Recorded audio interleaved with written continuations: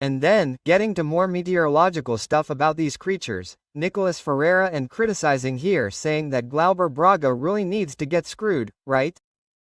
He says here that communists need to get screwed.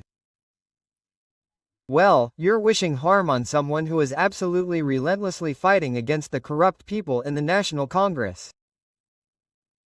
You're Nicholas Ferreira in relation to the corrupt, he can't say anything, right? Because he associated himself with the Bolsonaro clan. So, it's difficult, right, Sir Nicholas?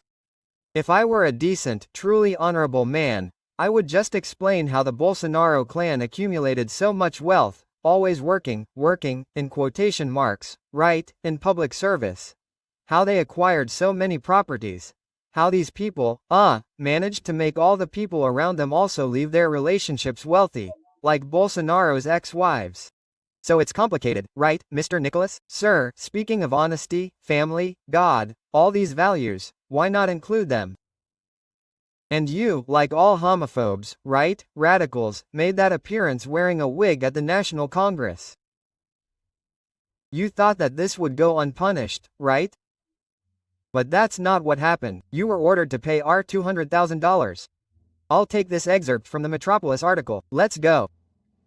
The courts of the Federal District ordered, in the first instance, Federal Deputy Nicholas Ferreira to pay compensation for collective moral damages in the amount of $200,000 for statements considered transphobic. The sentence refers to Nicholas Ferreira's speech on International Women's Day 2023, when the parliamentarian put on a yellow wig, introduced himself as Deputy Nicole and stated that women are losing space to men who feel like women.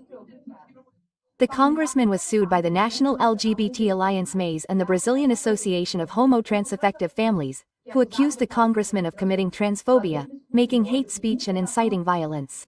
Judge Priscila Faria da Silva of the 12th Civil Court of Brasilia said that Nicholas's statements go beyond the right to free expression of thought and constitute true hate speech, as they discredit the assumed gender identity of the transgender population and encourage society to do the same. In the lawsuit, Nicholas defended himself by saying that the demonstration he held in the Chamber of Deputies is protected by the protection of parliamentary immunity. The congressman stated that he made the speech in order to draw the attention of the Brazilian people to something that, in his view, is extremely serious. According to the congressman, what is within the exercise of freedom of expression is not allowed. Mr. Deco, you said you studied law, right?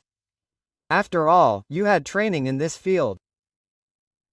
You cannot use your prerogative as a member of parliament to persecute people, to create hate speech, because what does hate speech generate? It generates more prejudice. You take a sector or these people from the extreme right attack sectors of society that are already minorities, that already have fewer rights, less access to fundamental rights, and they use these people to serve as scapegoats for their political ambitions.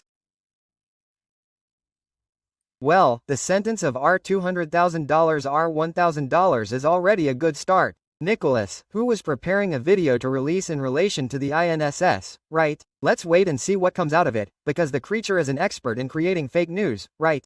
But there are people from the Bolsonarist milieu involved in this whole story, right?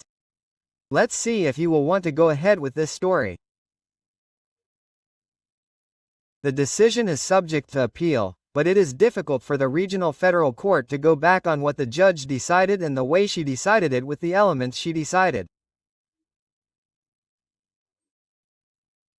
Let's see if these people start to have a little more reason when they come out in public to express themselves, because words have power, and when words are negative, they have negative effects too.